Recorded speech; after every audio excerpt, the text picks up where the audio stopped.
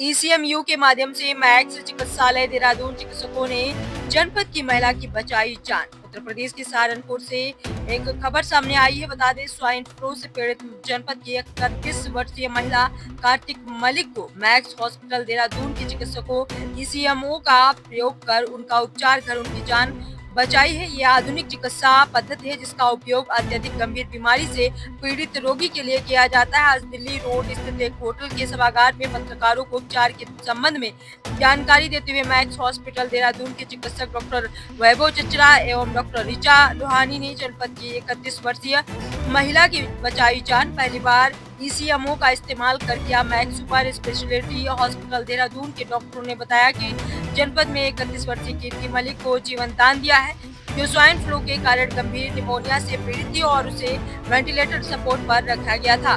चिकित्सा क्षेत्र में एक महत्वपूर्ण उपलब्धि के रूप में अस्पताल में सफलतापूर्वक एक्स्ट्रा क्रोपोरियल मेम्ब्रेन ऑक्सीजन का इस्तेमाल किया है।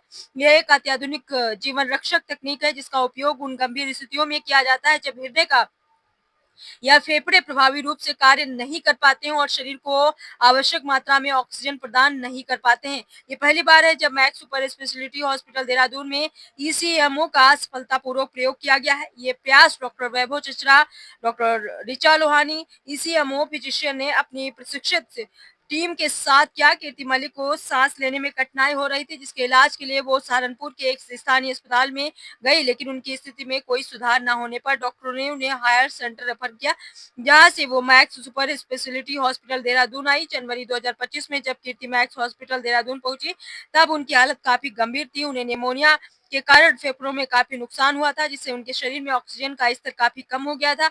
इमरजेंसी को देखते हुए उन्हें तुरंत आईसीयू में भर्ती किया गया था। शुरू में ही नॉन इन्वेसिव वेंटिलेटर पर रखा गया था, लेकिन उनकी हालत तेजी से बिगड़ती गई, जिससे उन्हें इन्वेसिव वेंटिलेटर पर शिफ्ट करना पड़ा। इसके बावजूद उनका ऑक्सीजन लेवल में कोई सुधार नहीं आया। इस बीच जांच में पता चला कि उन्हें स्वाइन फ्लू हो गया है, जिससे स्थिति और भी गंभीर हो गई है। इसके बाद डॉक्टर ने परिवार से बात की और ईसीएमओ का सहारा लेने का निर्णय लिया।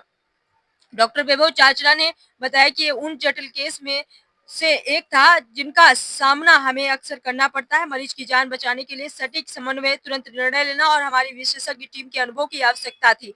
यदि स्वाइन फ्लू का समय पर इलाज न किया जाए तो ये जानलेवा साबित हो सकता है। हमारी टीम ने मरीज को ईसीएमओ सपोर्ट पर रखा। ये एक उन्नत जीवन रक्षक तकनीक है जो डायलिसिस की तरह कार्य करती है। यह अशुद्ध रक्त को बाहर निकालकर उसे शुद्ध करती है और ऑक्सीजन युक्त रक्त को फेफड़ों में वापस पहुंचाती है।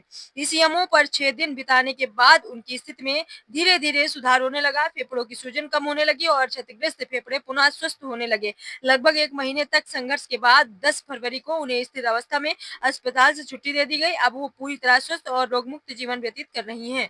आइए देखते हैं आगे की रिपोर्ट जोगेंद्र लाल के साथ। डॉक्टर वैभव चाचरा 31 वर्षीय पेशेंट है और क्या कुछ आपने ट्रीटमेंट किया है और क्या 31 वर्षीय जो हमारी पेशेंट थी मिसेस मलिक, इनको बड़ा ही घातक निमोनिया था जो कि स्वाइन फ्लू प्रकार का वायरल निमोनिया था, जिसमें फेफड़े ऑक्सीजन बिल्कुल भी बना नहीं पा रहे थे और वेंटिलेटर लगाने के बावजूद भी इम्प्रूवमेंट नहीं आ रहा था। तो इनको एक प्रकार की मशीन या एक्मो मशीन जिसे हम कहते हैं उस पर डाला गया, जो कि एक फिल्टर का काम करती है, जैसे डायलिसिस मशीन करती है वैसी फिल्टर का काम करती है और जो गंदी गैस है कार्बन डाइऑक्साइड उसको निकालती है और ऑक्सीजन प्रदान करती है, जिस दौरान फेफड़ों को कुछ समय मिल जाता है आराम का और जो निमोनिया है वो धीरे धीरे कम हो जाता है, तभी हम पेशेंट को मशीन से निकाल पाते हैं।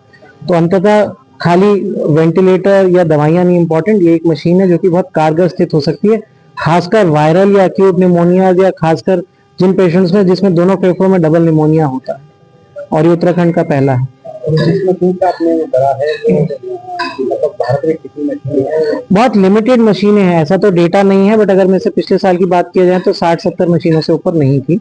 निमोनिया की बात करते हैं, निमोनिया का मतलब ये है कि फेफड़ों में ग्रसित हो जाना। निमोनिया 3 प्रकार का ही होता है, वायरल, बैक्टीरियल या फंगस होता है।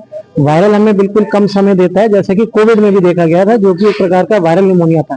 उसमें भी यही मैं जोर देना चाहूंगा, कई लोग इसमें बैक्टीरिया की दवाई ज्यादा दे रहे थे, तो ऐसे में भी घातक सिद्ध हो सकता है। तो सही समय पे अगर हम इंटरवीन करें, अगर इसमें भी हम देरी करें या पेशेंट को वेंटिलेटर पे डालने की देरी करें, एक्मो में देरी करें, तो वापसी नहीं है ना। और अगर हमने पहले एंटीबैक्टीरियल्स भी दे दी ऐसे पेशेंट्स को हाई एंड, तो बाद में हमें देने के लिए कुछ नहीं रह जाता। तो मिनिमम इलाज से लेकर उसी हिसाब से धीरे धीरे उसको एस्केलेट करना चाहिए।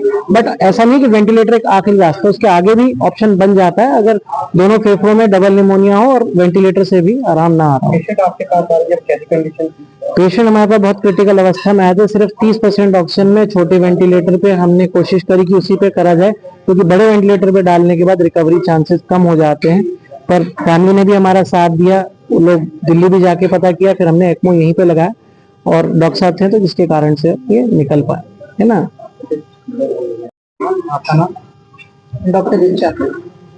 आपने इलाज कराया है, पहली बार आपके पास लगा केस आया, पहली केस आया? नहीं, इससे पहले भी केस आए हैं, बट एक्मो इंडिया के लिए एज सच थोड़ा नया है। कोविड के बाद इसका यूज बढ़ गया है। जो हमारे स्पेशली मेट्रो सिटीज है जैसे बैंगलोर, कोलकाता, हैदराबाद, उन जगहों पे ज्यादा यूज होता है, बट उत्तराखंड में ये पहली बार यूज हुआ है।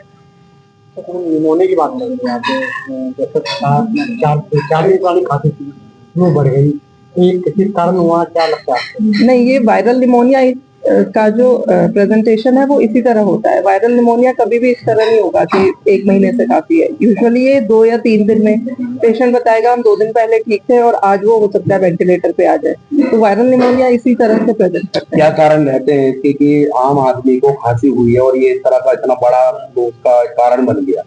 कारण बेसिकली जो मरीज है उसकी इम्यूनिटी पे डिपेंड करता है। जो इस तरह के निमोनिया हो सकता है, हमें यहाँ जितने